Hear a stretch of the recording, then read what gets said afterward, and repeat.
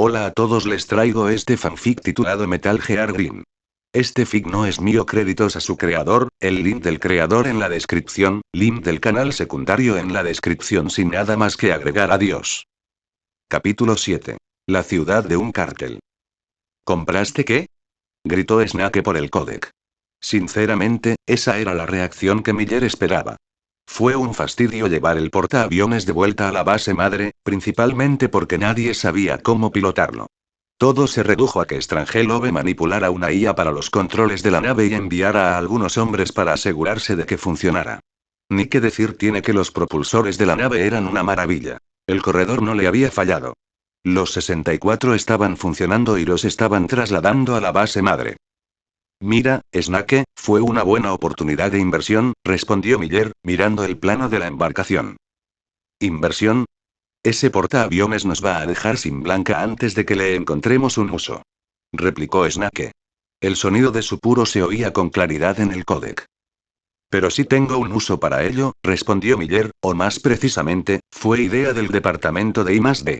Pero fue él quien la aprobó. ¿Ya? Wei propuso una idea hace un tiempo. Quiere convertir la base madre en una fuente de energía más confiable. Una que nos permita no tener que seguir saqueando yacimientos petrolíferos ni gasoductos. Pero él estaba sugiriendo algo nuclear, y la única arma nuclear que tenemos era la que él quería usar, supuso Snake, con una exasperación ya palpable. Debo decir, Snake, que estoy de acuerdo con él en esto. Podría ahorrarnos una fortuna en costos de energía, continuó Miller. Era una de las pocas veces que coincidía con Wei, pero era una buena idea. Kaz, es demasiado arriesgado. Transferir el reactor nuclear a la base madre podría acabar mal de muchas maneras. Lo sé, serpiente, por eso vamos a tomar todas las precauciones que sean necesarias. Esto sigue sin resolver el problema del portaaviones. En cambio, nos da una nave inoperante. Estancada para siempre en la base madre, vaciándonos los bolsillos. Miller no había pensado en eso. Maldijo mentalmente mientras repasaba sus opciones. Si no hacían nada con el reactor, tendrían un portaaviones aún funcional. Siempre podrían destruirlo, pero eso parecía un desperdicio de recursos. Construir un portaaviones llevaba años, y aquí tenían una nave en pleno funcionamiento.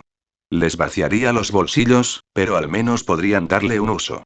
La otra opción era dejarla colgando del costado de la base madre, eternamente en dique seco hasta que pudieran reemplazar el reactor o desguazarla y tirar a la basura una nave en perfecto estado. Miller empezó a encontrarse en una situación similar a la del corredor.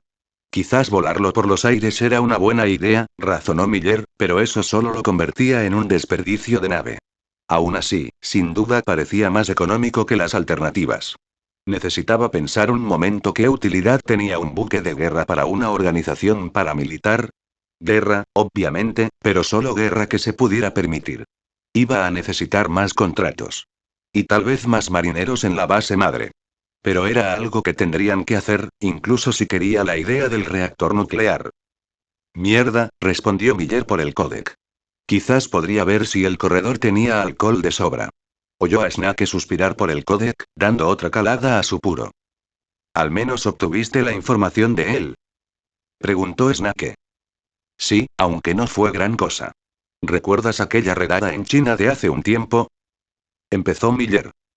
¿El del laboratorio de investigación genética? Snake recordaba partes. Un grupo de la tríada había atacado el lugar y robado miles de millones. No se había vuelto a saber de ellos desde entonces. Ese es, empezó Miller. Verás, Búho Nocturno estaba detrás del asalto. Hizo que las tríadas le robaran algo, pero el corredor no quiso decir qué era. Si no es dinero, entonces investigación, razonó Snake. Porque, si no, atacaría un instituto de investigación. Snake ya veía el plan. Entrar, destruir algunas cosas, robar dinero para distraer y luego ir a por el verdadero objetivo. El problema sería qué datos eran y para qué los usarían. Pero antes de que pudiera continuar, Pequod lo llamó. Llegamos en 3 minutos, jefe. Parecía que ya casi habían llegado. Tengo que irme, dijo Snake por el códec, revisando sus armas.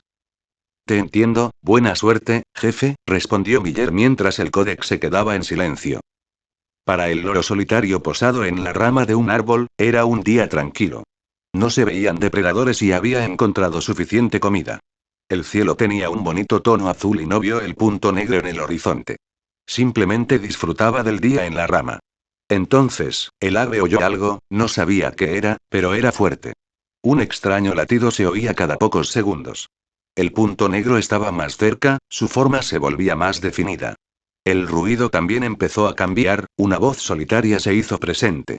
El punto negro estaba ahora justo al lado del loro, que volaba para apartarse. Enfréntate a mí.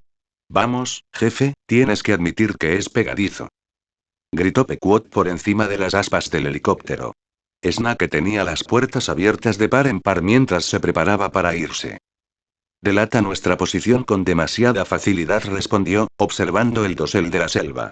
Recuerdos de ciertos sucesos le asaltaron la mente. ¿Quién nos va a ver aquí? Además, esto parece más emocionante. Replicó Pequot mientras el helicóptero se acercaba a un claro en la jungla. ¡Qué emoción!, respondió Snake con sarcasmo, antes de saltar del helicóptero. Pequot se desconectó y voló de vuelta a la base madre. Snake estaba solo, con el rifle en sus manos como única compañía.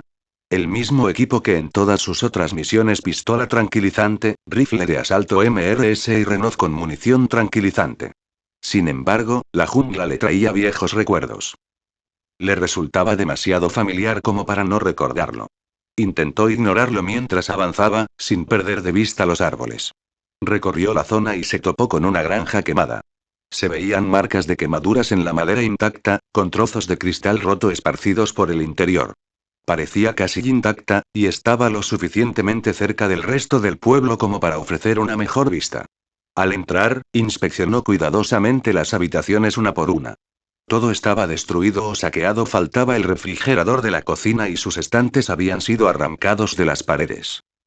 También encontró a los antiguos ocupantes una foto rota de una pareja de ancianos tendida en el suelo, junto a dos cuerpos quemados. Subió lentamente las escaleras de la casa, sin dejar de revisar las habitaciones.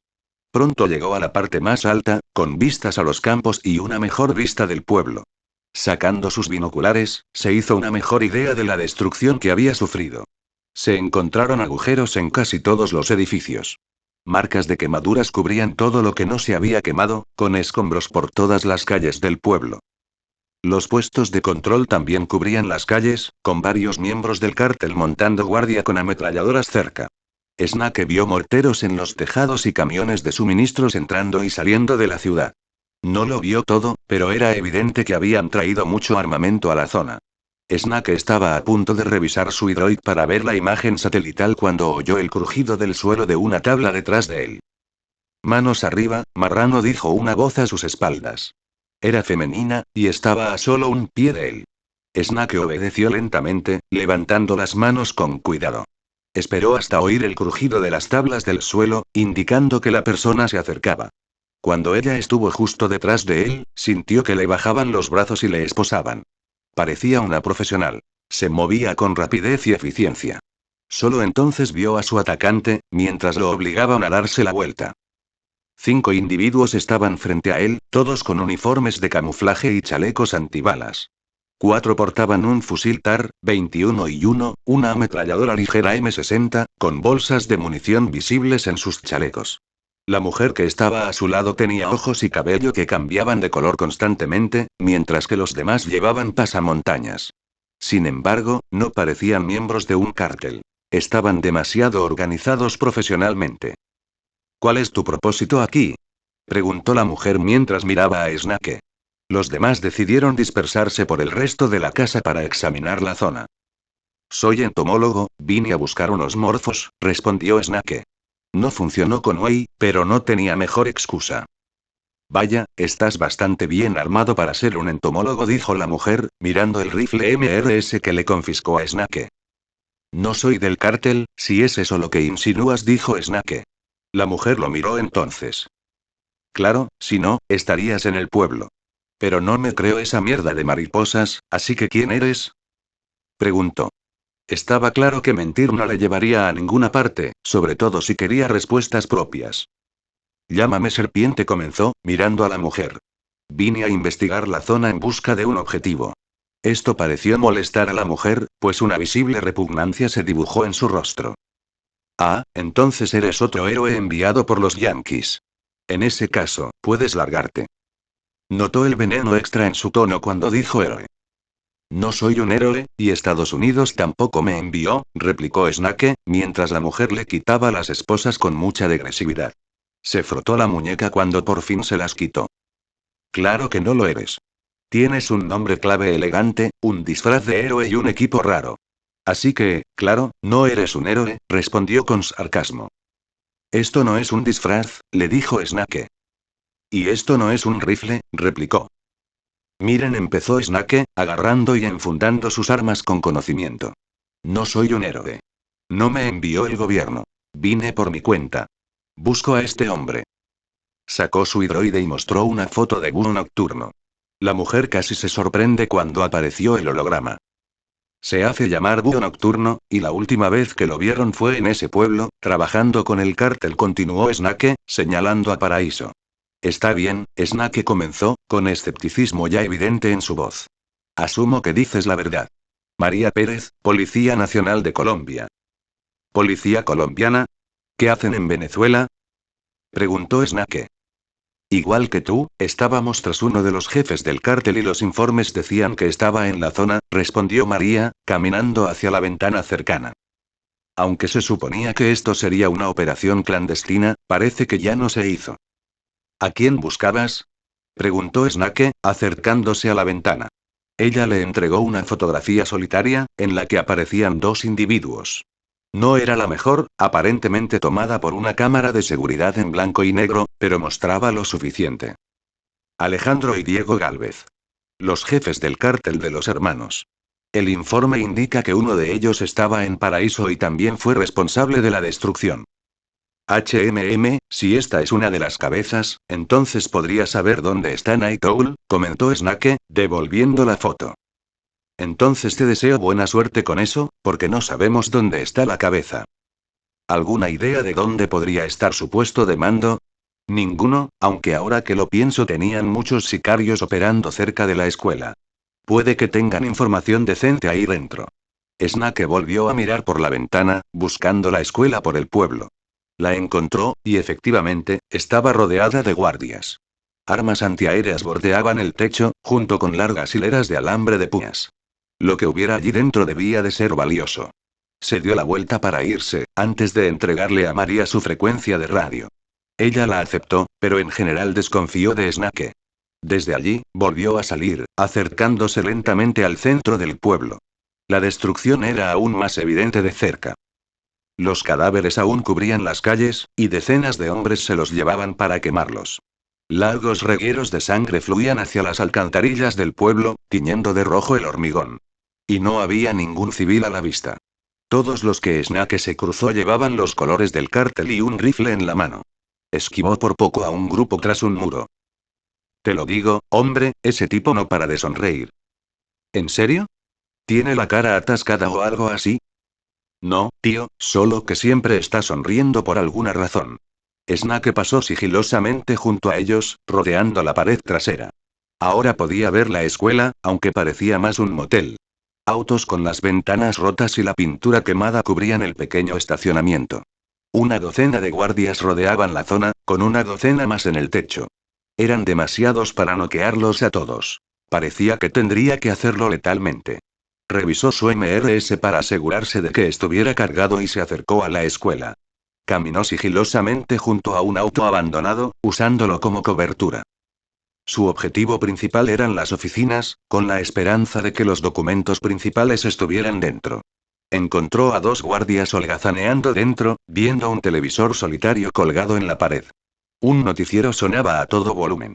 Esto le ayudó a ocultar sus pasos al acercarse a los hombres. En otras noticias, David Shield, director ejecutivo de Shield Enterprises, anunció la inauguración de su último megaproyecto. Una isla flotante, según él, se convertirá en la octava maravilla del mundo. Los inversores, aún interesados en el proyecto, estiman una posible.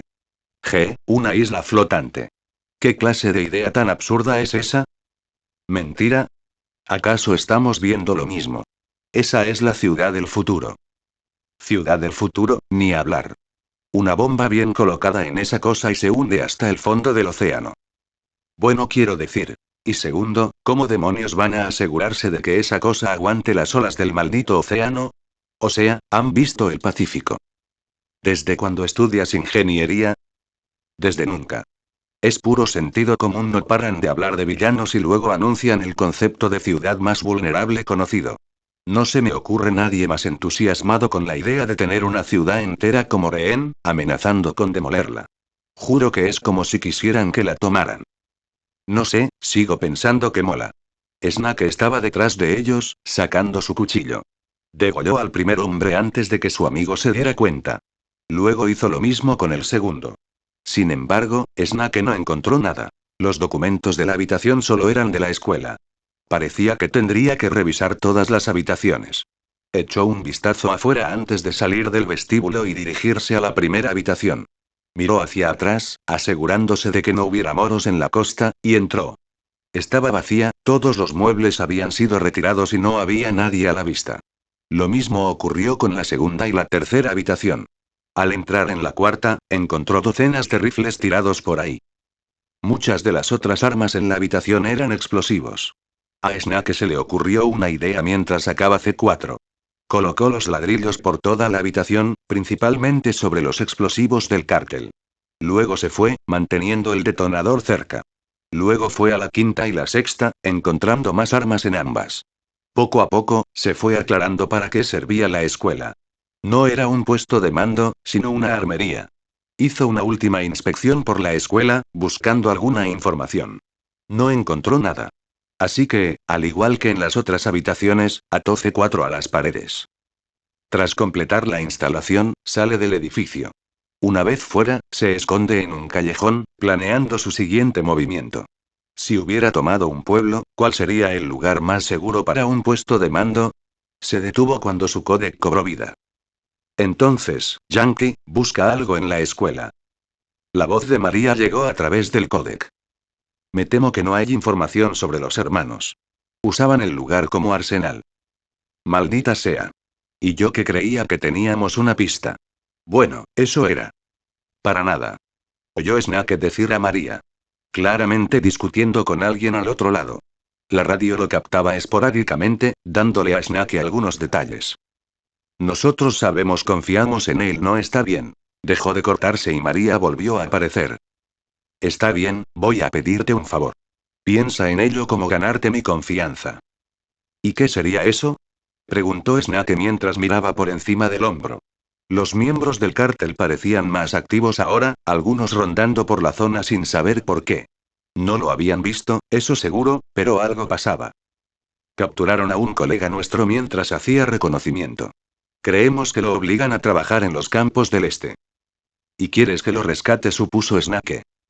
Sí, hazlo tú, y veré si puedo ayudarte.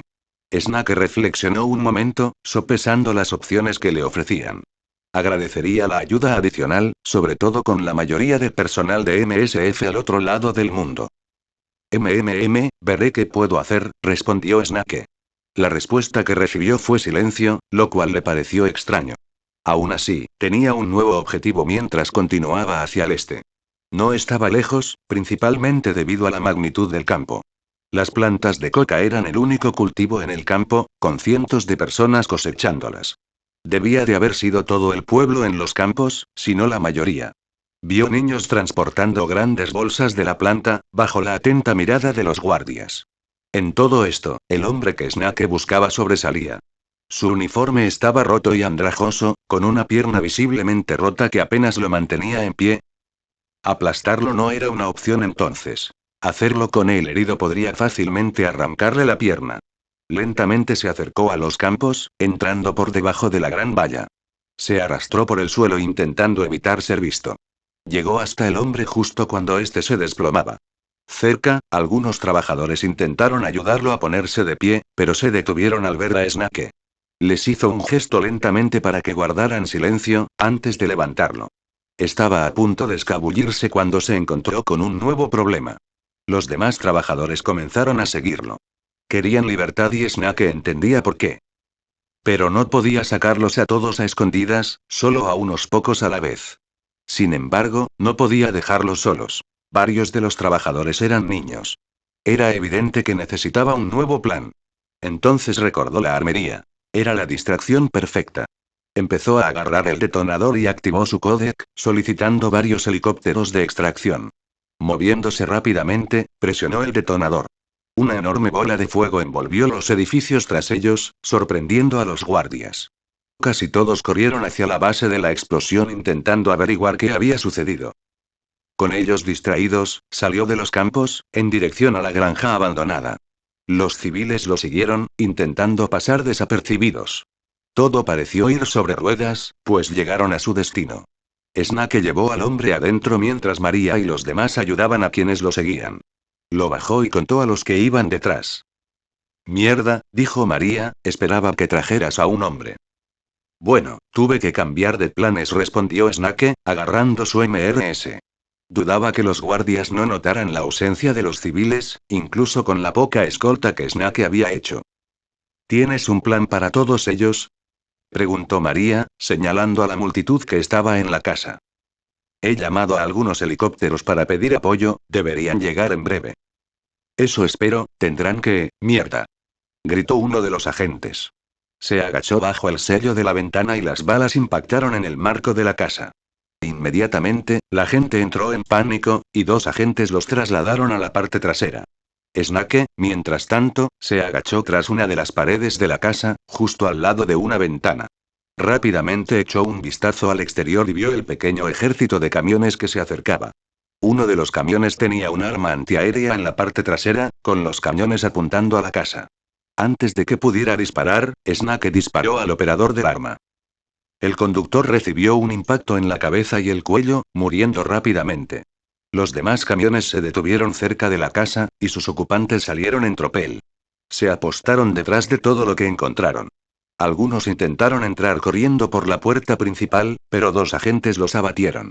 Snake sacó una granada de su mochila y la arrojó contra un camión que se acercaba. Detonó en el parabrisas y la metralla destrozó a los conductores. Se dio la vuelta rápidamente, mientras las balas silbaban por la ventana.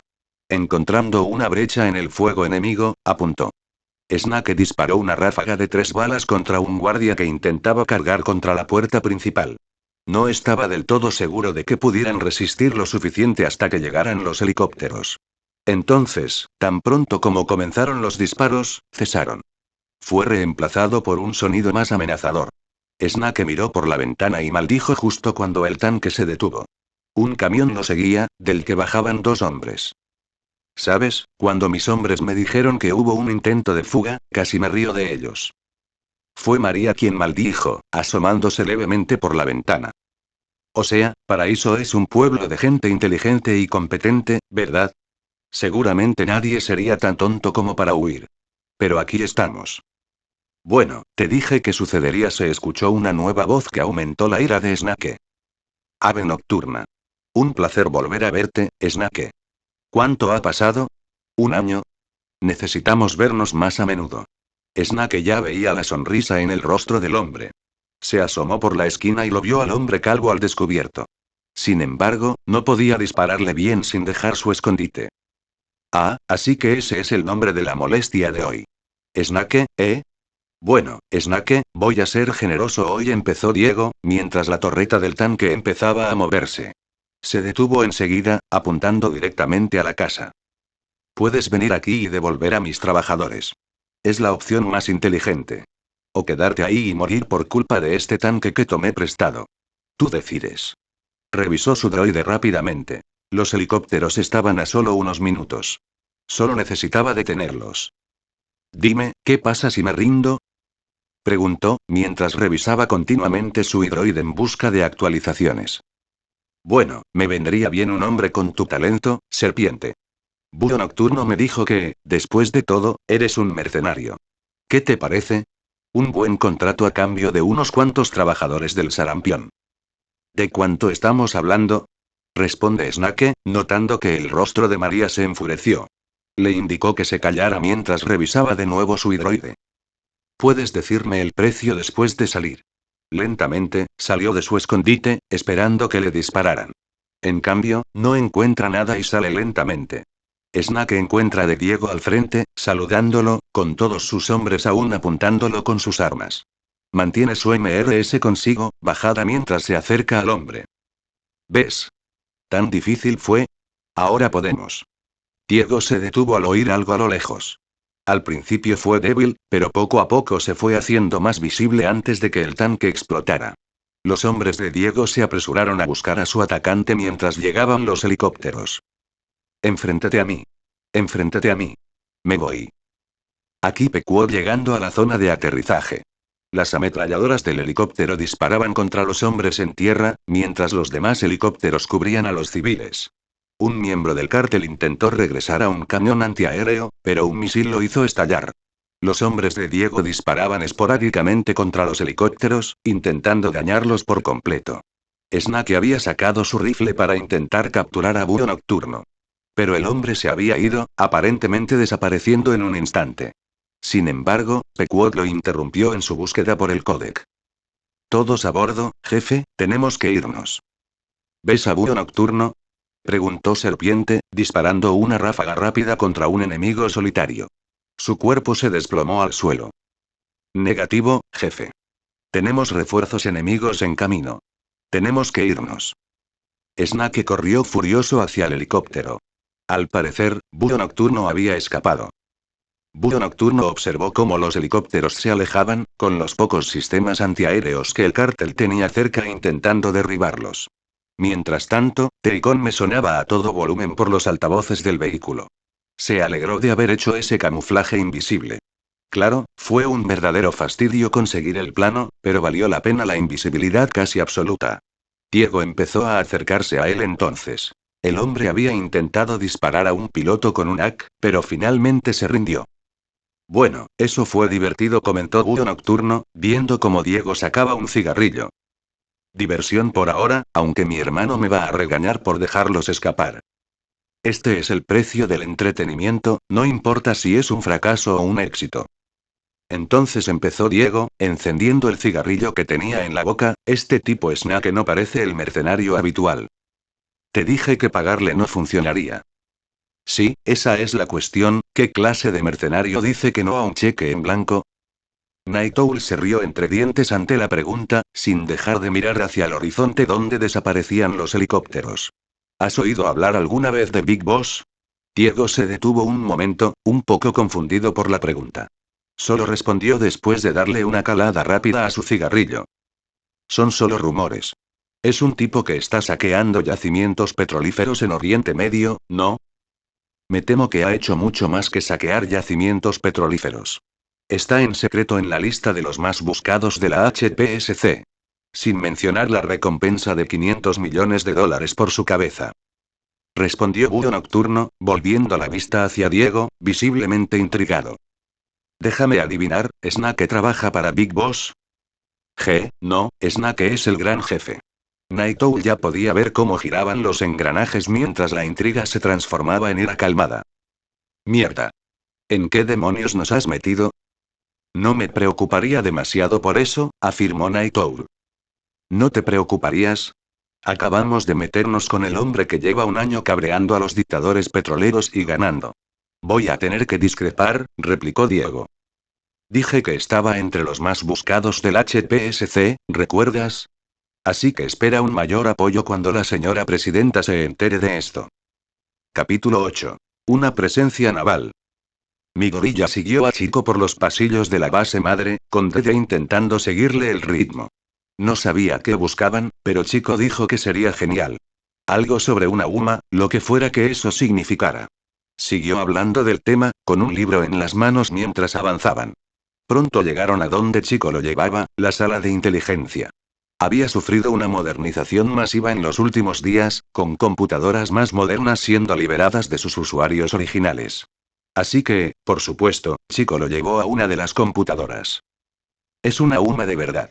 Es increíble, tienes que verla. ¿Qué UMA otra vez? Le preguntó mi gorilla. Aún no estaba del todo seguro de qué era. Todo en el libro parecía un monstruo ficticio. Un animal misterioso no identificado, como el lago Ness o el chupacabras, respondió Chico, mientras buscaba algo en una de las computadoras. Ah. Vale, respondió mi gorilla, justo cuando Chico se hizo a un lado para que lo viera.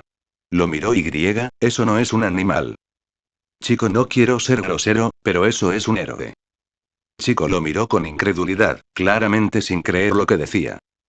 ¿Qué? ¿Cómo es que no es un Uma? Mira esas mandíbulas. Mira qué alta y escamosa es. Ese es, el héroe Godzilla. Se acercó a la computadora y encontró rápidamente un vídeo de un equipo de noticias entrevistando al héroe. Mi gorilla se preguntó cómo pudo haberlo confundido con un animal, aunque llevaba ropa. Parecía haber apagado el cerebro de Chico brevemente, mientras contemplaba la verdad que tenía ante sí. Maldita sea, cada vez que creo que tengo algo, murmuró Chico. No es tan malo, podrían estar en algún lugar del mundo, le dijo Midorilla, haciendo su mejor esfuerzo para consolar a Chico. Lo sé, pero primero fue con Basilisco, ahora fue esto. Hizo que Midorilla se preguntara qué quería decir por un momento. ¿Basilisco? Significa rey de las serpientes, empezó Chico. Creí haberlo visto en Costa Rica. Resultó ser una gigantesca arma no tripulada. Volvió a la computadora y la cambió a las imágenes de seguridad de un muelle. Mostraba un gran robot en la pantalla, que dominaba todo lo que había a su alrededor. Pisoteaba constantemente la zona, destruyendo todo lo que pisaba. Mi gorilla veía por dónde podía confundirlo con un animal grande. «Uah, ¿qué pasa?», le preguntó mi gorilla, fascinado por el vídeo que tenía frente a él. Se llamaba Peace Walker. Un engranaje metálico con armamento nuclear. ¿Lo construyó un villano? Más bien un monstruo. Pero claro, ser villano funciona. Siguió mirando la transmisión de vídeo. No dejaba de pisotear y disparar a algo en el suelo. Tardó un minuto en verlo, pero parecía un hombre. El hombre también le disparaba al engranaje metálico. Justo cuando la cosa se ponía interesante, la computadora se apagó. «Oye», gritó mi gorilla sorprendido, con su rostro a escasos centímetros de la pantalla. «¿Qué? Eres demasiado joven para esto». «Qué atrevido de tu parte, Chico», dijo una nueva voz, con una mujer de pie detrás de él. Chico se giró rápidamente, con la emoción reflejada en su voz. «Amanda. ¿Cuándo regresaste?», le preguntó Chico, corriendo a abrazarla. «Hace solo un par de minutos, la misión fue más corta de lo que esperábamos», respondió, volviendo su mirada hacia mi gorilla. Mi gorilla saludó, extendiendo una pequeña tarjeta coleccionable. El rostro de Olmigt era visible, así que eso le bastó a mi gorilla. «Gracias», exclamó antes de revisar cada parte de la tarjeta. «¿Viste lo que compró Kaz?», le preguntó Chico. «¿Te refieres al buque de guerra que sobrevolaba la base madre?». «Sí, todavía no sé qué estaba pensando ese idiota», respondió Amanda. «Lo había visto desde el helicóptero, concretamente. Cuando aún estaban a pocos kilómetros de la base madre.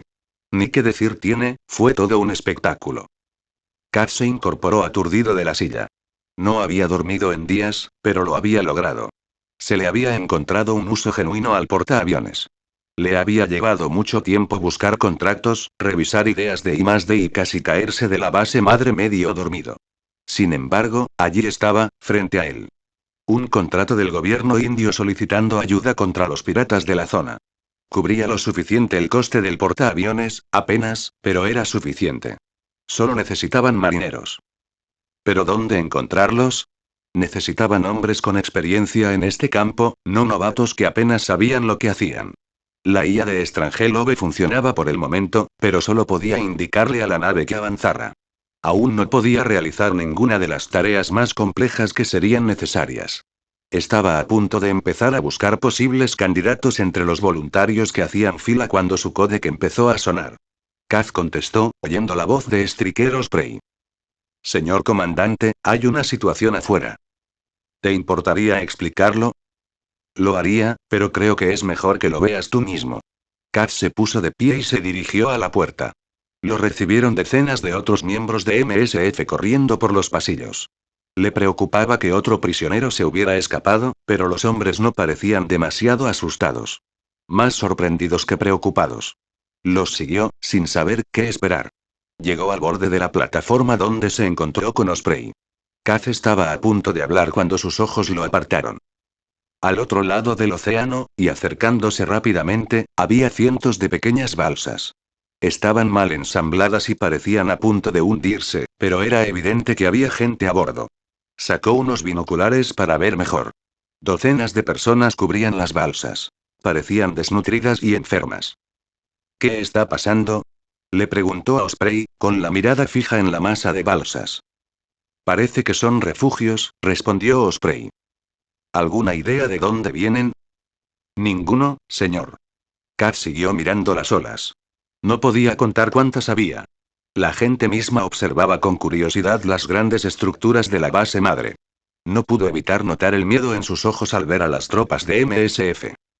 Llévenlos a la base madre, quiero comida y agua listas para los primeros a bordo, ordenó Miller, alejándose del borde. Sí, señor, respondió Osprey, antes de correr a transmitir la orden a los demás. Kaz, mientras tanto, tenía otra cosa en que concentrarse. Como el origen de estos refugiados. Bajó a la pista de aterrizaje de la base madre y encontró a varios pilotos en espera. Solo tuvo que dar la orden, y empezaron a repostar los F-35. Al parecer, pudieron probar su nuevo equipo antes de lo que pensaba. Este es el verdadero Diamond, todas las señales están ahí. Diamante 1 registrándose. Diamante 2 registrándose. Los otros 5 pilotos enviados también se registraron.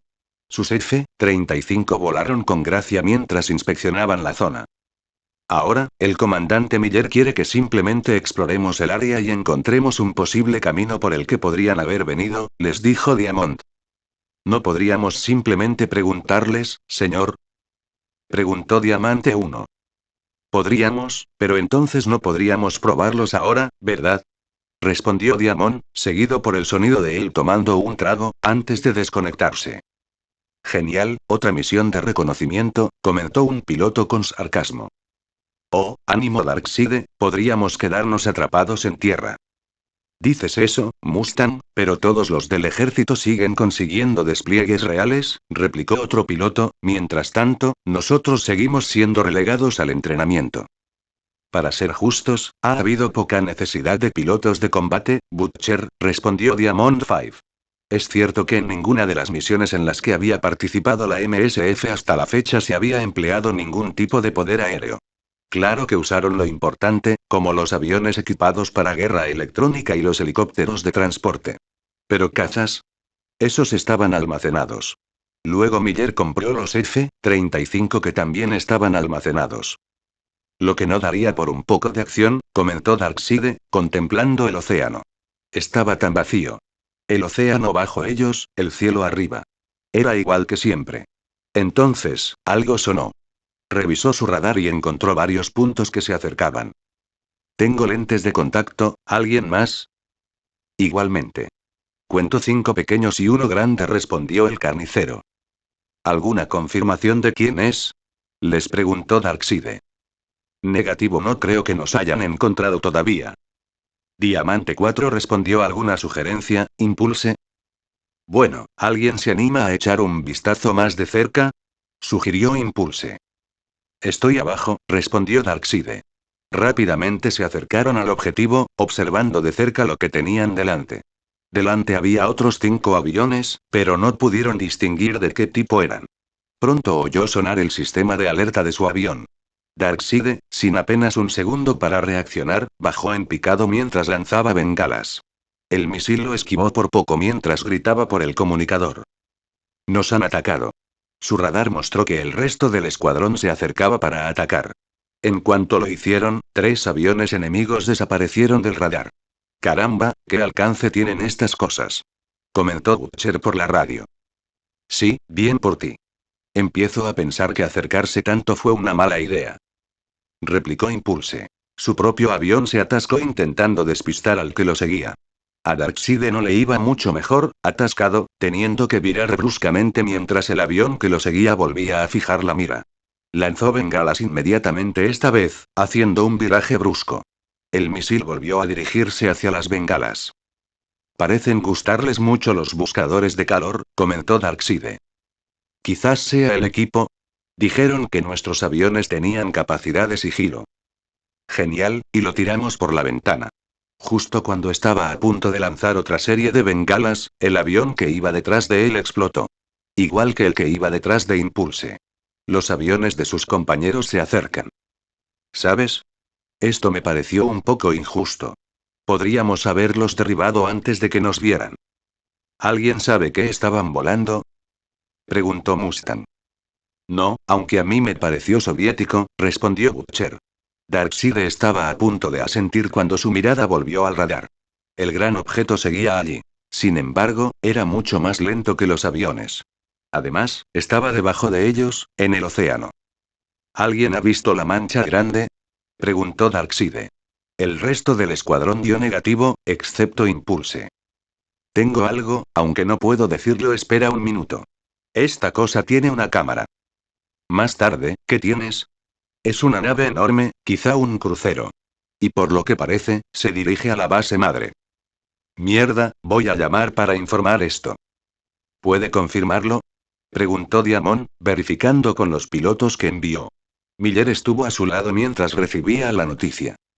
Afirmativo, señor. Tengo en la mira un gran buque de guerra. Posible crucero, clase desconocida. Maldita sea, murmuró Kaz. Diamond ordenó a los pilotos que siguieran rastreando la zona. Un crucero se dirigía directo hacia ellos. ¿Iban tras los refugiados? Si era así, ¿por qué? No tenía tiempo para pensarlo. Esos aviones ya habían demostrado ser hostiles, y no iba a arriesgarse con esa nave. Flaming Buffalo, pon en marcha las plataformas de armas de la base madre. Quiero misiles listos para lanzar ya, ordenó Kaz. Afuera, más aviones estaban siendo desplegados y enviados, asegurando el cielo sobre ellos. Podía ver a los refugiados en el agua por las cámaras de seguridad de la base. Muchos fueron rápidamente llevados a la base madre, pero la mayoría aún permanecía en el océano. Al ver esto, los pocos sistemas Aegis modernos de la base habían comenzado a disparar al cielo. Los misiles que apuntaban detonaron en el aire, a pocos kilómetros de la base madre. Mierda, pensó Kaz, habían empezado a disparar. ¿Esas plataformas de armas son de Buffalo? Preguntó. El 2 y el 3 están listos para el lanzamiento, señor, respondió. Kaz se comunicó con Diamond, mientras los pilotos en el campo intentaban proporcionar las coordenadas de los misiles obsoletos. La primera plataforma lanzó su carga útil. 2 misiles se extendieron velozmente por el horizonte. Kaz solo pudo observar cómo el crucero los interceptaba fácilmente. Luego, el segundo lanzó el mismo resultado que el anterior. Kaz se dio cuenta de que sus misiles no eran lo suficientemente buenos. Necesitaban algo que no pudiera ser interceptado. Buffalo le informó que 2 plataformas más estaban listas. Dispararon de nuevo. Los misiles apenas alcanzaron el crucero antes de ser derribados. Desesperado, intentó pensar en una nueva idea. Era evidente que sus misiles no funcionaban, y los jets. No tenían la potencia de fuego suficiente. Lo comprendió. Rápidamente cambió la frecuencia de su códec. Wei, pon a Zeke en marcha. Kaz le dijo que no quedaba mucho tiempo. Oyó que los sistemas Aegis volvían a disparar, intentando interceptar los misiles. ¿Qué? ¿Ya no puedes hablar en serio? Preguntó Wei. Necesitamos el cañón de riel de Zeke. Es lo único que no se puede interceptar. Le informó Kaz, mientras otro ataque era interceptado por poco mientras él hablaba. Tomará un minuto. Primero tenemos que descargar la bomba nuclear. Rápido. Exclamó Kaz, justo cuando Buffalo informaba de la preparación de otra platier. Entonces ocurrió. Un misil se deslizó e impactó en una de las plataformas de armas. Los misiles, que antes estaban listos, explotaron al contacto, y la plataforma comenzó a arder. Kaz solo pudo observar con horror. La plataforma superviviente disparó otra andanada, intentando saturar el Zeus del crucero. Fue completamente inútil. Los misiles fueron derribados de nuevo. Listo. Gritó Wei por el código. La plataforma donde residía Zeke se elevó lentamente, y el Metal Gear se puso en marcha. Frenéticamente, dieron las coordenadas a la IA para el ataque, observando cómo Zeke se posicionaba. Un misil se dirigió directo hacia él, colisionando con su blindaje.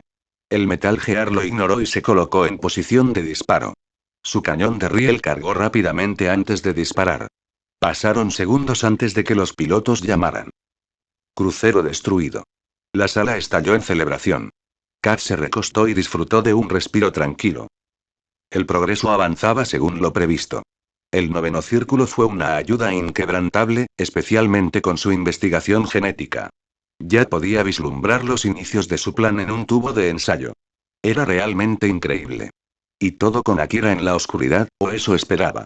Sería una lástima tener que eliminar a un talento tan prometedor. Sin embargo, todo marchaba sobre ruedas. La señora presidenta, sin embargo, creía lo contrario. Ya ha pasado un año y no has presentado ningún resultado nuevo, le dijo Gecko, descontando una vez más la financiación de su laboratorio. La verdad es que los burócratas podían ser muy impacientes. ¿Sabes? Reducir mi financiación no ayuda, replicó Búho Nocturno, encendiendo la máquina de nuevo. El agente materia fue inyectado con Trigger y se formó el portal. Era de un color amarillo oscuro, nada prometedor. Esto se hizo evidente cuando el ayudante en la habitación fue alcanzado inmediatamente por un rayo del portal. Sus cuerpos se vaporizaron al instante. Suspiró mientras lo apagaba, anotando su observación en sus notas. Dimensión 2234, clase infernal. Y te lo sigo diciendo, nos debes dinero. Queremos rehacer lo que perdimos, así que, a menos que estés dispuesto a desembolsar el dinero tú mismo, entonces tendrás que conformarte con tu financiación. Le recordó Gecko. Siempre se trata de dinero contigo, ¿verdad? Nunca te detienes a oler las rosas, ¿verdad? Reactivó la máquina y observó cómo se formaba un nuevo portal.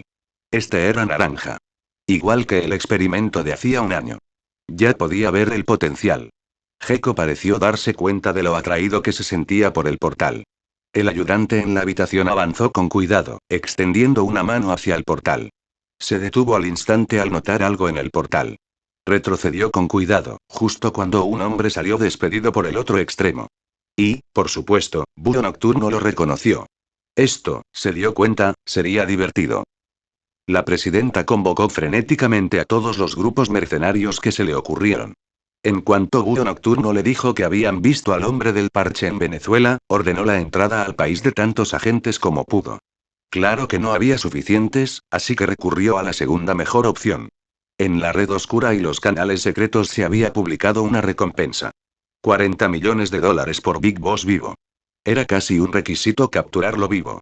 Tenía su propio ejército privado, y lo más probable es que fueran leales. Así que, si el HPSC quería saber dónde estaban, lo necesitaban vivo. ¿Qué pidieron los hermanos? Preguntó, dirigiéndose a uno de sus asesores. Quieren más sistemas IA, específicamente sistemas modernos. Autorizado, le dijo, sacando el siguiente documento de su escritorio.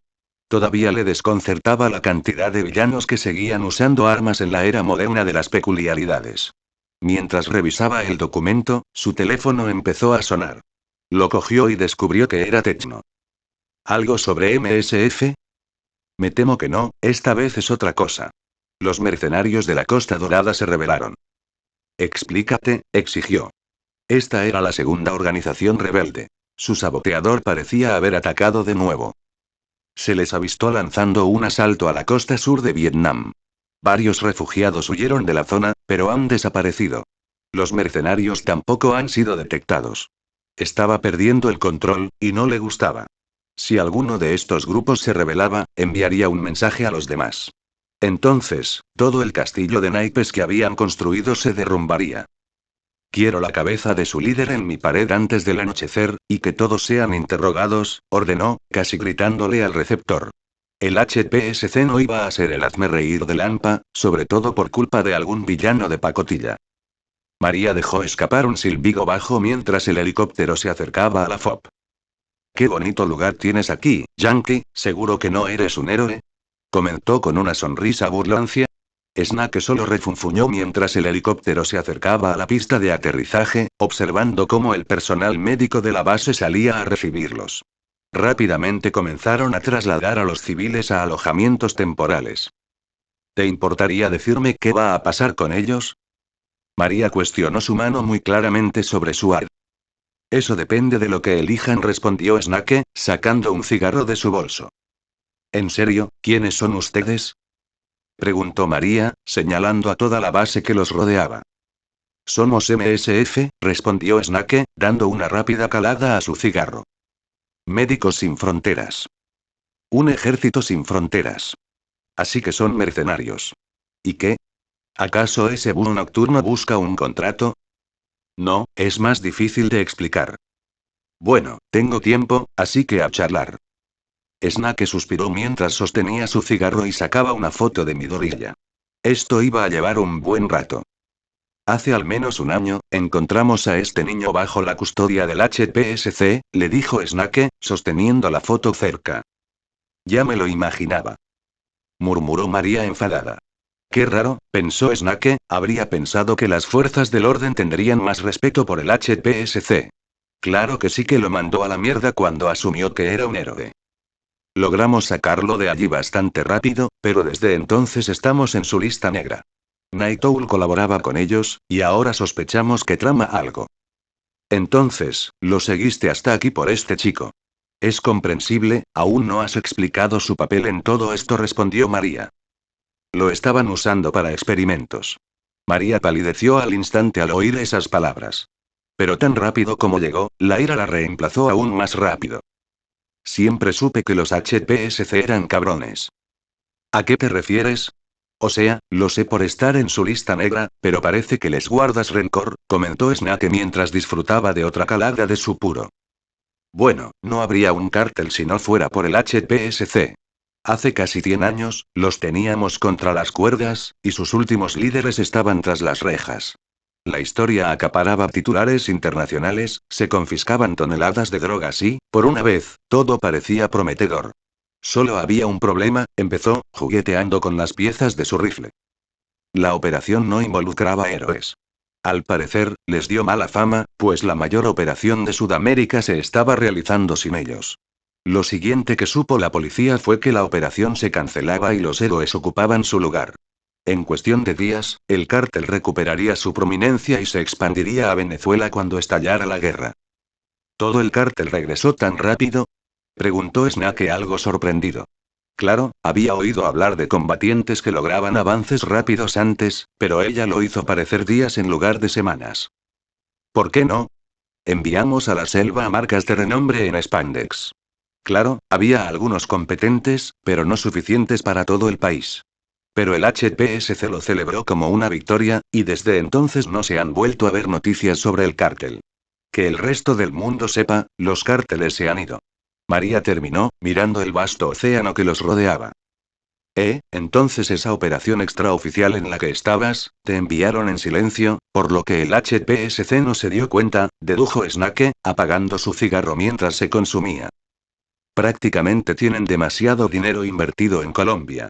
Ir en su contra es un suicidio político para cualquiera. Estoy bastante segura de que nuestro jefe de policía murió por ello, afirmó María. Tiene sentido, he oído lo mucho que gana el negocio de los héroes. Recordó lo que Strangelove había dicho antes. De alguna manera, todos los sectores de la vida tienen algún vínculo con el heroísmo, ya sea simple marketing o participación genuina. Entonces, ¿qué estás haciendo ahora? Le preguntó Snake, observándola mientras ella se volvía hacia él. Ahora mismo. Bueno, en cuanto mi compañero termine, tengo que reportar el fallo de la operación, le dijo, antes de señalar el helipuerto. ¿Crees que puedes prescindir de un helicóptero? Veré qué puedo hacer, respondió Snake. Capítulo 9. Una explicación dada. Los resultados tras la crisis en la base madre fueron caóticos. Los refugiados tenían demasiadas preguntas, sobre todo sobre Zeke, pero también sobre quiénes eran en general. Fue igual de malo cuando Midoriya se acercó a preguntar por qué tenían un engranaje metálico, o como él lo describió, un robot gigante. Eso era algo que Kaz no estaba dispuesto a explicar en ese momento, especialmente después del regreso de los F-35. Consiguieron obtener una identificación del crucero justo antes de que se hundiera. Era un antiguo crucero de la clase Kirov, propiedad de una empresa privada de defensa aérea que se hacía llamar Mercenarios de la Costa Dorada. La PMC tenía su base en Hong Kong, bajo la dirección del PCCH y la HPSC. Eso ya era una mala noticia para Miller, pero la situación empeoró aún más al inspeccionar el barco que se hundía. No pudieron obtener mucha información. Todo lo demás se fue al fondo del océano, pero lo que encontraron demostró que los mercenarios de la Costa Dorada estaban en Vietnam. Era algo que tendrían que investigar más adelante. Por ahora, Kaz estaba concentrado en la defensa.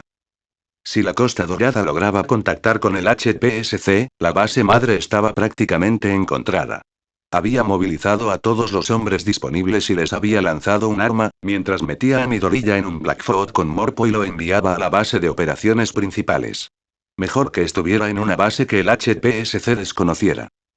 El helicóptero sobrevolaba el vasto mar, mientras Midoriya contemplaba lo que veía. Momentos antes, había visto a un robot gigante dispararle a algo a kilómetros de distancia. Al principio, pensó que era genial, pero luego se preguntó por qué lo tenía Snake. El único con el que podía compararlo era el robot Peace Walker que Chico le había mostrado. El robot con una bomba nuclear. Siempre había admirado a los héroes por su poder y genialidad, pero sabía que una bomba nuclear estaba fuera de su alcance. Entonces, ¿este robot también era nuclear? Intentó preguntarle a Kaz, pero rápidamente lo subieron a un helicóptero y le ordenaron que se abrochara el cinturón. Le dieron a Dede, su peluche de Snake y una chaqueta de All Might antes de despedirlo. Dejándolo sumido en sus preguntas. Chico dijo que el último robot fue construido por un villano, pero ¿era de Snake? No podía ser un villano. Lo salvó de los villanos y salió a realizar hazañas heroicas, como salvar animales. No podía serlo, ¿verdad? El piloto del helicóptero pareció notar lo absorto que estaba en sus pensamientos. Midoriya casi se dio cuenta de que le estaba hablando. ¿Oye? Niño, ¿me escuchas? Le preguntó Morpo. Lo siento, respondió Midoriya, mirando al piloto que iba delante. Está bien, solo me preocupé un segundo cuando no respondiste. Regresó rápidamente a los controles que tenía delante. Midoriya lo observó. No entendía ninguno de los botones, pero Morpo sí. En ese momento era lo único que lo distraía, para evitar esos pensamientos. ¿Qué hace eso? Le preguntó a Morpo, acercándose lentamente a la cabina.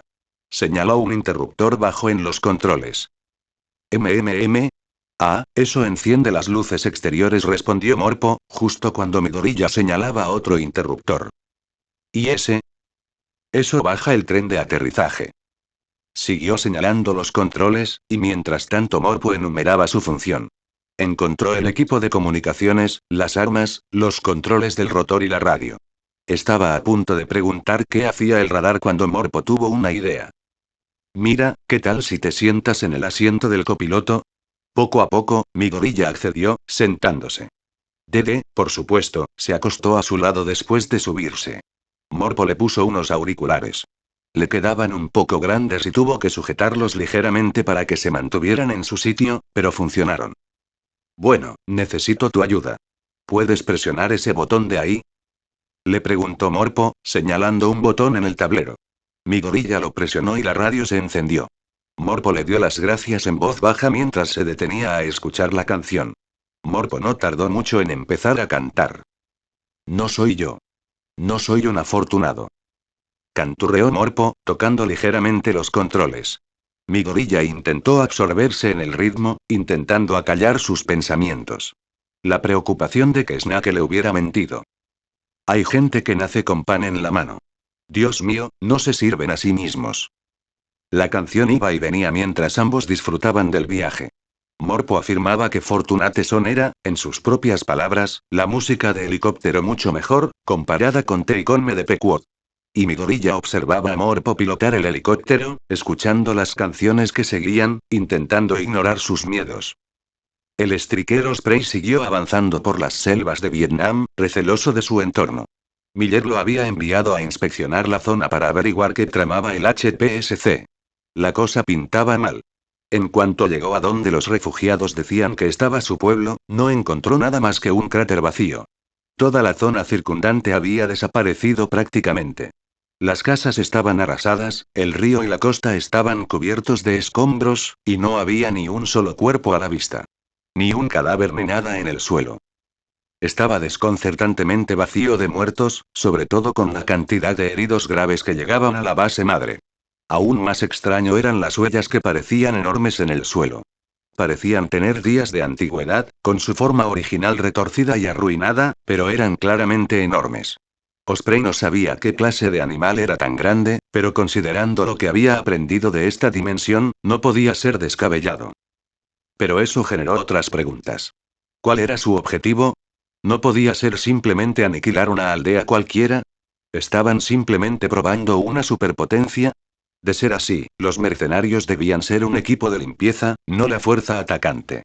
Activó su códec y recogió un escombro del río.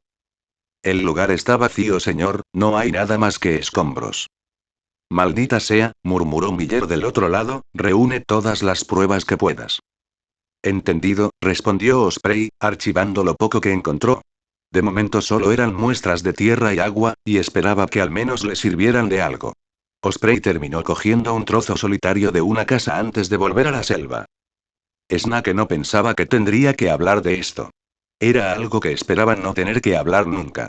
Pero aún así, había llegado.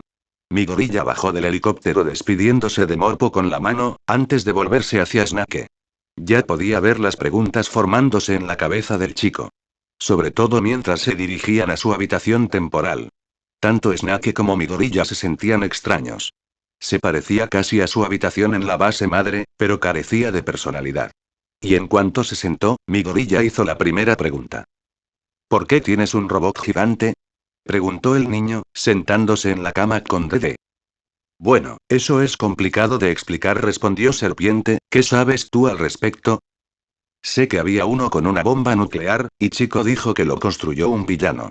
Pero tú también tienes uno, Y, no eres un villano, ¿verdad? Snake vio cómo se le formaban tenues lágrimas mientras mi gorilla, inconscientemente, acercaba a Dede. Eran leves, pero el miedo lo dominaba, y Snake solo podía observar. Había alimentado esos pensamientos en el helicóptero, y ahora parecía que volvían con fuerza. Parecía que mentir no serviría de nada en ese momento. No sé qué soy.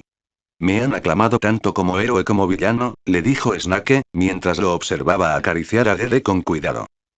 Si de verdad quieres saberlo, chico, te lo diré, empezó Snake. Todo empezó en 1951, el año en que conocí al jefe. Podía ver que mi gorilla prestaba más atención, aunque el rastro de miedo no había desaparecido. Era de esperarse. Snake supuso que reaccionaría igual si el jefe hubiera tenido un Metal Gear en secreto. En aquel entonces, yo luchaba en la guerra de Corea por Estados Unidos. Me la encontré en una de sus misiones. De alguna manera, me gané su respeto. Me convertí en su alumno y ella en mi mentora. Me enseñó todo lo que sé ahora: a empuñar un arma, a permanecer oculto en cualquier terreno, cómo comerme una rana. Vio que mi gorilla tenía una risa ligeramente nerviosa cuando dijo eso. Luchamos juntos durante casi una década hasta que la obligaron a irse en 1959. No la volví a ver hasta 1964, durante la Operación Misión Virtuosa. La misión consistía en rescatar a un científico soviético desertor de la zona, pero la misión fracasó. Snake hizo todo lo posible por mantener la compostura mientras recordaba los acontecimientos en su totalidad. La jefa me traicionaba, o al menos fingía hacerlo. Peleábamos y ella ganaba, me rompía el brazo y me tiraba de un puente. Vio a mi gorilla inquieto un poco. Era evidente que quería preguntar por qué. Pero la mirada de Snake le indicó que lo haría. Tras la traición del jefe, el hombre al mando, el coronel Volgin, lanzaría una bomba nuclear en la zona. Esto fue inesperado para todos, y Estados Unidos fue acusado del bombardeo. En ese momento no lo sabía, pero el jefe tenía una segunda misión. ¿Qué fue? Preguntó mi gorilla. La misión del jefe era recuperar algo llamado el legado del filósofo. En pocas palabras, era una gran suma de dinero. Para lograrlo, Estados Unidos y la CIA hicieron que el jefe fingiera deserción ante los soviéticos. Pero entonces Volgin lanzó la bomba nuclear. Snake ya sentía las lágrimas formándose en sus ojos. Se las secó lo mejor que pudo, intentando continuar. Para asegurarse de que la culpa no recayera en Estados Unidos, cambiaron la misión de la jefa. La usaron como chivo expiatorio, alegando que se había vuelto rebelde. Escuchó un leve jadeo de mi gorilla antes de continuar. Allí comenzaría la operación Come Serpientes. Me infiltraría en territorio soviético y eliminaría a las fuerzas enemigas de la zona. Durante la misión, encontraría un prototipo de arma, un tanque con capacidad nuclear llamado Shagov. Destruiría el arma y, en una batalla final, mataría al jefe. Intentó ignorar los recuerdos mientras hablaba. Casi podía ver a la jefa frente a él, su cadáver en el suelo. Se secó las lágrimas de nuevo, gritándose mentalmente. Soltó esto, la soltó. Era como una madre para mí. Así es como mejor puedo describir cómo la vi, y la maté. Vio la sorpresa aparecer de inmediato en el rostro de Midoriya. Todo su ser quería preguntar por qué. Si eran tan cercanos, ¿por qué la mató? Snake no tuvo que pronunciar palabra alguna para que lo supiera. El gobierno estadounidense la usó como escudo. Su muerte ataría el último cabo suelto. Y fui yo quien lo hizo, pensando que había traicionado a su hogar y a su país, que me había traicionado a mí. Me iría de Estados Unidos después de descubrir la verdad. No soportaba seguir luchando por ellos, no después de lo que habían hecho. Así que me fui, para cumplir la voluntad de la jefa, sus ideales. Snake hizo una pausa mientras meditaba. Durante el incidente de Peace Walker, había llegado a creer que la jefa lo había traicionado. No ante los soviéticos, sino como soldado. Había depuesto las armas y elegido la paz. ¿Cómo no sentirse traicionado? ¿Qué lugar ocupa un soldado en la paz? Su único deber era luchar. Sin embargo, mientras estaba sentado allí, recordando eventos pasados. ¿Había conocido alguna vez la voluntad de la jefa? Al principio creyó que sí, pensando que ella quería que los soldados no fueran utilizados como instrumentos políticos por las naciones. Como ella y los cobras. Pero nunca dijo soldados, dijo amigos. Entonces llegó Peace Walker y la IA del jefe. No se sacrificó por los soldados, sino por el mundo. ¿Se habría equivocado? No podía haberlo hecho, ¿verdad? No lo sabía, intentando con todas sus fuerzas alejar esos pensamientos. Snake tendría que terminar esto más tarde porque ahora no estaba seguro. Me iría y crearía la MSF, un lugar para soldados que no serían utilizados como herramientas por las naciones. Un hogar para quienes solo encontraban consuelo en el campo de batalla. Desde allí, conseguiríamos un contrato con el profesor Gálvez, quien nos solicitaría asistencia en Costa Rica, a cambio de la base madre. En Costa Rica, tuve que encontrar y desarmar el Metal Gear Peace Walker, un arma creada por el exdirector de la CIA, Hot Goldman. Su objetivo era crear un elemento disuasorio nuclear robótico, pues creía que la humanidad era incapaz de autodestruirse. Para lograrlo, iba a lanzar una bomba nuclear en la base madre y enviar datos falsos del lanzamiento a NORAD. Era algo que debía detenerse, así que los seguí por toda Costa Rica, destruyendo sus armas no tripuladas, hasta que luché contra el mismísimo Peace Walker. Mi gorilla lo miró con expresión de asombro. ¿Eras tú? ¿Aquello a lo que el Rob Metal Gear estaba atacando? Sí, fue una lucha dura, y al final destruí la cápsula de IA de Peace Walker. Sin embargo, eso no impidió que los datos se subieran al NORAD. Entonces se demostró que Goldman estaba equivocado. Los oficiales del NORAD estaban preparando un contraataque para misiles inexistentes. Solo se evitó gracias a la jefa. Verás, la IA se basó en la jefa, pues su creador pensó que sería la elección perfecta. La jefa, siendo la heroína que fue en vida, fue igual en la muerte. La IA se alejaría e ignoraría las órdenes recibidas, ahogándose para detener la transmisión de datos. Ella salvó al mundo por segunda vez, una como chivo expiatorio y otra como sacrificio. Una vez resuelta la crisis, rescataríamos los restos de Peace Walker, incluyendo la bomba nuclear. No fue lo único que obtuvimos. Con nuestras acciones en Costa Rica, el mundo entero estaba con nosotros. Al interferir en la Guerra Fría contra los soviéticos y los EU, nos convertimos en blancos. Por eso, Wei nos sugirió construir nuestro propio equipo metálico, nuestro propio elemento disuasorio. Por eso tenemos Teke. Es un elemento disuasorio de una época pasada. Uno que considerábamos necesario. Le había llevado un tiempo, pero Snake había terminado. Aún podía ver el rastro de miedo en mi gorilla, pero ya casi había desaparecido. ¿Y ahora qué? Le preguntó mi gorilla. ¿Qué quieres decir? Respondió Snake, confundido en cuanto a lo que quería decir. Dijiste que era de una época pasada, ¿y qué es ahora? Eso tomó a Snake un poco por sorpresa, pero lo hizo reflexionar. En este mundo moderno, controlado completamente por la HPSC, ¿de qué servía una bomba nuclear? Claro, enviaría un mensaje, pero la HPSC controlaba las potencias nucleares mundiales. Si se producía un conflicto nuclear, Snake ya habría perdido, basándose solo en la magnitud del mismo. Su disuasión era una falacia. No una como la de Goldman, sino de algo más. Además, estaba el segundo factor: la población civil. Lanzar una bomba nuclear posiblemente fortalecería a la HPSC, ya que la MSF sería vista como un simple villano. Los clientes que la MSF tuviera se alejarían al instante. Como él mismo dijo, sé que era un elemento disuasorio para una época pasada. Bueno. ¿Y ahora? Ahora es solo un robot gigante, uno que no se usará a menos que sea absolutamente necesario, respondió Snake antes de mirar el reloj de la habitación. Reprimió un bostezo al verlo. Se había desviado demasiado del tema. Sobre todo cuando vio a mi gorilla con aspecto algo somnoliento. Sé que es mucho decirte, pero me temo que se está haciendo tarde, muchacho, le dijo Snake, poniéndose de pie mientras el niño intentaba replicar. No, Oro, no estoy cansado. Todavía. Sus esfuerzos fueron inútiles mientras se recostaba en la cama. Dede se acurrucó junto a él, mientras Midorilla abrazaba a su serpiente de peluche. La serpiente real esbozó una leve sonrisa mientras se acercaba a las luces. Buenas noches, chico, le dijo antes de salir de la habitación.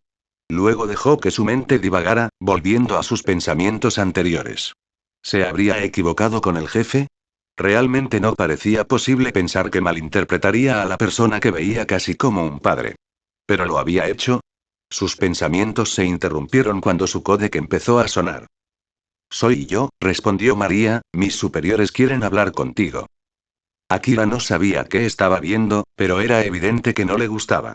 El HPSC le había estado dando muestras de ADN de grupos de células recién formadas. Luego, con su sabiduría, le encomendaron manipular el núcleo de peculiaridades del ADN. Al principio fue cuestionable, pero luego recordó dónde trabajaba. Empezaron de forma sencilla, intentando ver si podían reescribir la peculiaridad que se le otorga a alguien. Luego ampliaron el proceso para ver qué peculiaridades podrían crear. Crearon peculiaridades de fuerza, de rayos X, de fuego, de hielo, de viento, de agua, de invisibilidad, de audición avanzada y muchas más. Sin embargo, no lo sabían con certeza. Era hipotético, pues compararon el ADN de la supuesta peculiaridad de fuerza con el de alguien con una auténtica peculiaridad de fuerza. Sin embargo, lo que tenía frente a él lo confirmó. Porque el hombre que tenía delante ya no era calvo, pero conservaba la sonrisa. De verdad, debo felicitarte por tus esfuerzos, Akira, le dijo Night Owl, ahora examinando el cabello castaño de su cabeza. Señor Doctor Búho Nocturno, ¿qué hizo? Le preguntó Akira, intentando no perder la compostura. Bueno, utilicé tu investigación para resolver algo mío y debo felicitarte nuevamente. Señor, mi investigación siempre fue hipotética. No puede tener un resultado tan exitoso tan pronto. Se estaba poniendo histérico. Akira llevaba años soportando a Búho Nocturno. Parecía que esto era la gota que colmaba el vaso. Olvidas que para eso tenemos ayudantes, empezó a decir Búho Nocturno mientras detenía a Akira. Intentó resistirse, pero lo llevaron por el pasillo hasta su laboratorio. ¿De qué estás hablando? Casi se atragantó al ver su laboratorio. Los ayudantes que le habían asignado ya no parecían humanos. Estaban grotescos y desfigurados, muchos de ellos inmóviles. Las paredes, antes impecables, estaban manchadas de sangre y vómito. El olor le quemó la nariz al entrar, y Búho Nocturno lo obligó a seguir adelante. Me costó un poco de ensayo y error, pero al final lo conseguí. Aunque no debería ser genetista, porque, sinceramente, estaba buscando en el área equivocada. Pero dijiste que mi investigación te ayudó, inquirió Akira, sus ojos volvieron a posarse en el cabello de Night Owl, lo que el otro hombre notó rápidamente. Ah, el pelo, G. Nunca me refería al pelo, Akira, me refería a eso. Búho Nocturno extendió el brazo y señaló la parte trasera del laboratorio. Abrió los ojos de par en par al verlo. Grandes cubas, cientos de ellas llenas de líquido, cubrían el suelo. Junto a ellas había una pantalla con un número de clasificación y una peculiaridad. Así que de nuevo, Akira, comenzó Night Owl, seguido de un clic, debo felicitarte por tus resultados. Y el mundo se oscureció. Para Pacifica, ese era un momento tan bueno como cualquier otro. Lo había considerado durante un tiempo, pero había llegado a la conclusión definitiva. Confesaría ser una espía. Sabía que ya no podía ocultarlo. Su misión era inútil e incluso ahora no podía considerar a la MSF como un enemigo. Así que solo podía hacer una cosa: revelar la verdad.